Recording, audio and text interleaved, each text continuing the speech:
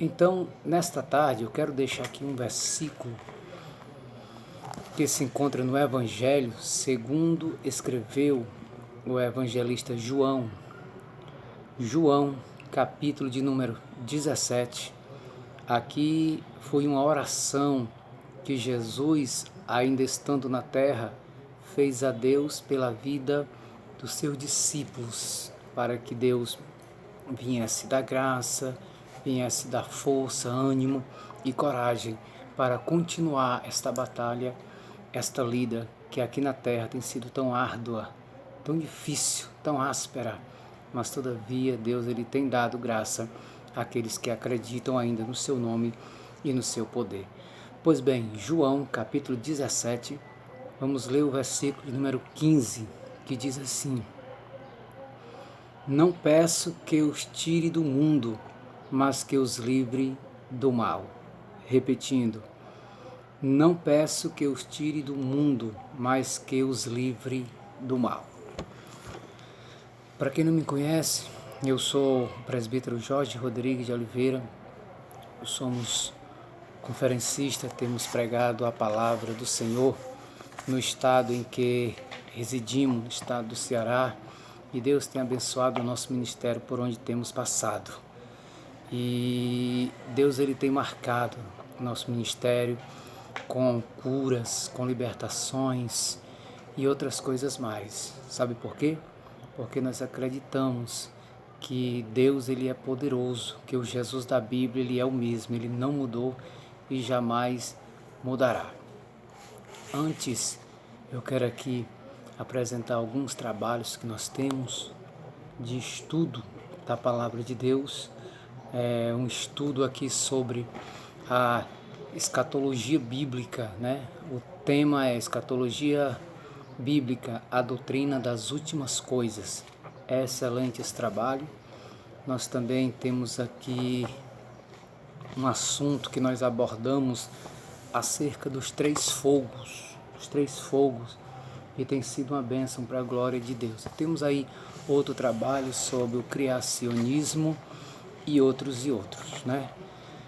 Se de repente quiser nos convidar, nós estamos aí sempre de prontidão para fazermos a obra de Deus, seja no nosso estado, seja em outros estados do Brasil e até mesmo no mundo.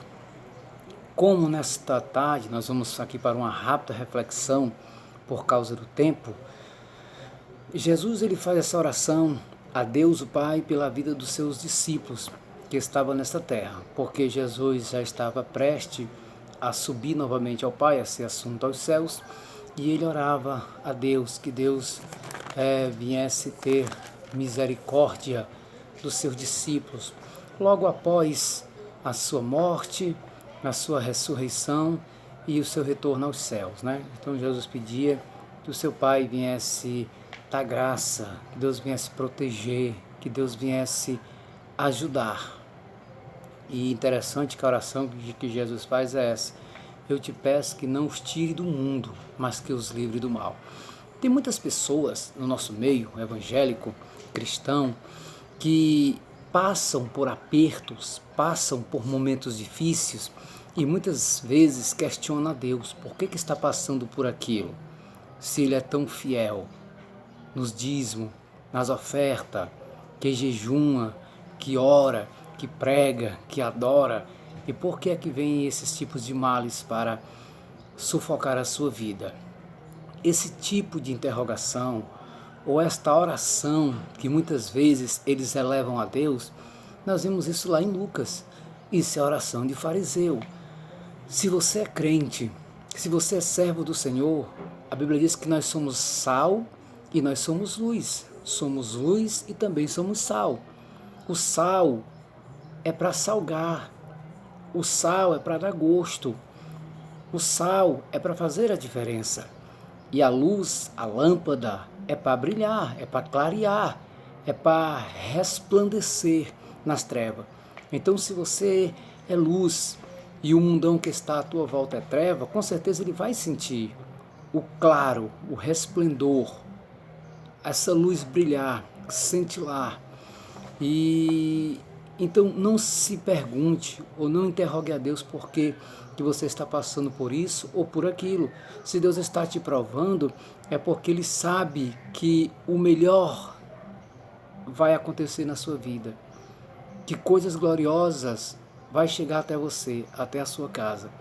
Se você está passando por algum aperto, por algum momento difícil, a única coisa que você deve fazer é orar, dobrar os joelhos e clamar ao Senhor. Com certeza Ele vai te ouvir, Ele vai te consolar, Ele vai te ajudar. Ele não vai permitir que você morra nesse vale.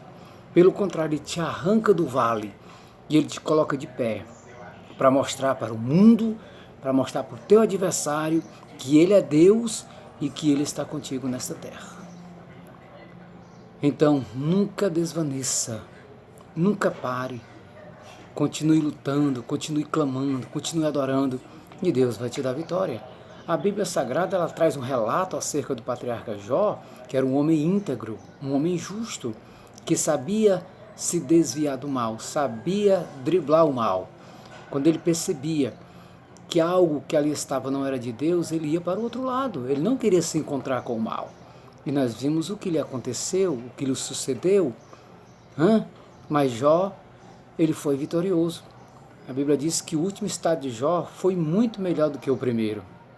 Foi assim também com José. José foi para dentro de uma cisterna, foi para os mercados do Egito, sofreu ali a calúnia na casa de Potifar, depois foi para a prisão, aí Deus o exaltou levando para a casa do faraó. Foi assim também com Daniel na Babilônia e outros irmãos. Todos os servos de Deus passaram pelo processo de dificuldade, tribulação, mas venceram.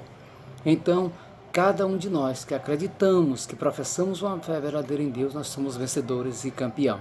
Então, se você está passando por algum problema, alguma dificuldade, acredite que você vai vencer em nome de Jesus. Não volte, não recue, continue avançando e Deus vai te dar vitória. O apóstolo Pedro, ele foi aquele apóstolo apimentado, aceso, afoito, né? Nós conhecemos muito bem a história de Pedro e nós sabemos a forma como ele morreu. Era um homem que, depois que Jesus foi assunto aos céus, e junto com os demais apóstolos, deram continuidade à obra de Cristo nessa terra. E Pedro fez a diferença como apóstolo. Pedro ele foi um homem abençoado por Deus. Mas olha o seu fim. De que forma foi que o apóstolo Pedro morreu? Pedro, ele foi crucificado de ponta a cabeça. Diz alguns historiadores que foi nos dias de Nero, quando ele operava, ou quando reinava, ou quando ele governava ali, né? Mandou crucificar Pedro. Mas de que forma? De ponta cabeça. Ele disse para os seus algozes que ali estavam que ele não era digno de morrer, de padecer como morreu e como padeceu o seu mestre Jesus Cristo. Então ele não quis morrer como Jesus morreu, né? Mas ele resolveu morrer de ponta a cabeça. Que coisa terrível, que coisa cruel. Acredita que ele morreu no ano 64 depois de Cristo. Pedro ele foi morto, crucificado. Aí nós vemos aqui também um outro apóstolo chamado de André.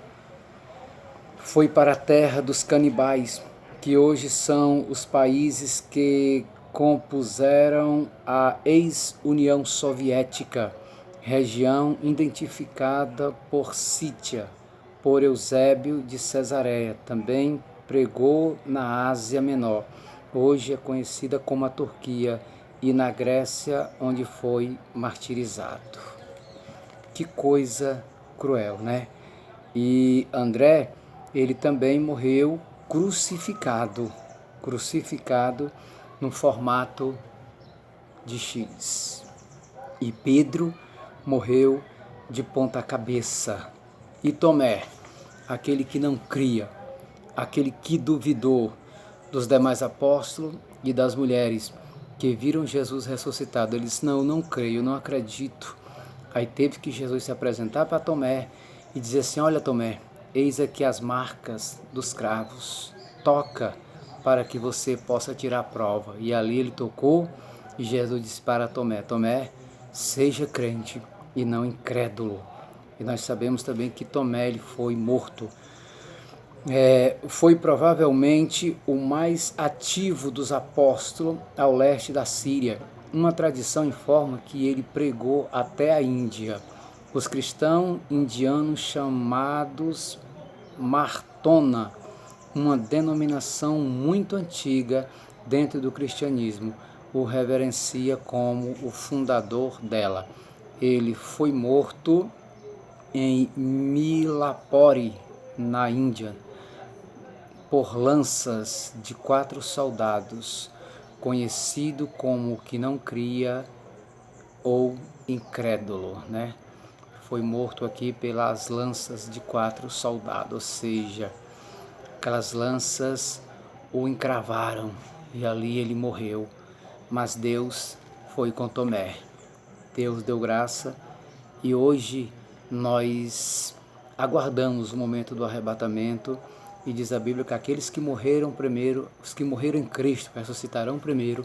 Depois nós que estamos vivos seremos arrebatados e estaremos para sempre com o Senhor.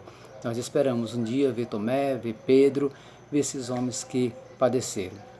E Filipe também, possivelmente teve um ministério muito poderoso em Cartago, ao norte da África, então na Ásia Menor, onde a mulher de um procônsul romano se converteu.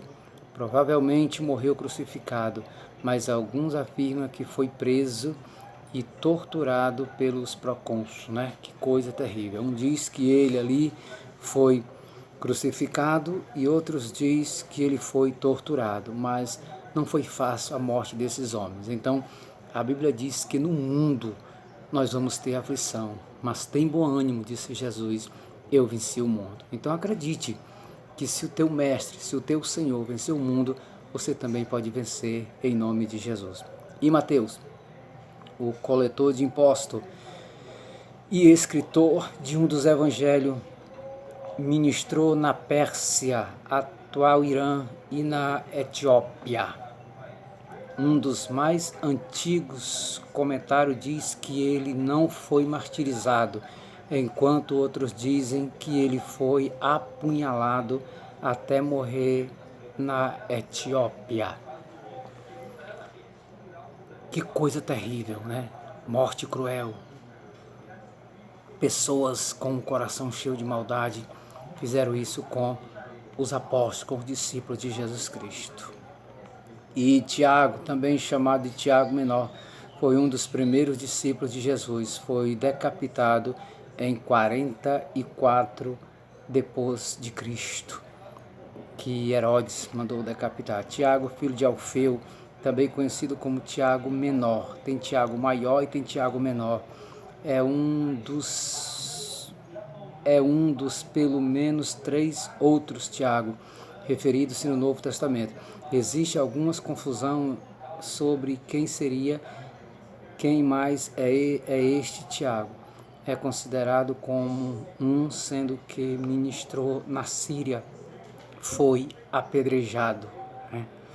Sabemos que um Tiago foi decapitado, outro foi apedrejado, mas foram homens que ergueram a coroa da fé e foram vitoriosos. A gente fica até um pouco emocionado quando a gente lê isso aqui, porque realmente é forte, toca no coração de cada um de nós. Simão Zelote teria ministrado na Pérsia e martirizado naquela região, morto depois de negar o sacrifício ao Deus Sol, juntamente com Judas Tadeu. Meu Deus, são coisas muito terríveis que aconteceram a esses homens. Então, se prepare, assim como esses homens sofreram, nós também, como servos do Senhor, temos que sofrer a cada dia calúnias, perseguições, às vezes torturado, mas acredite que Deus vai nos dar vitória em nome de Jesus. Então fique com essa reflexão de fé, porque Deus, Ele vai te dar vitória aonde você for, aonde você pôr a planta do seu pé. Acredite, não desista, continue lutando. Eu comparo a vida cristã como aquele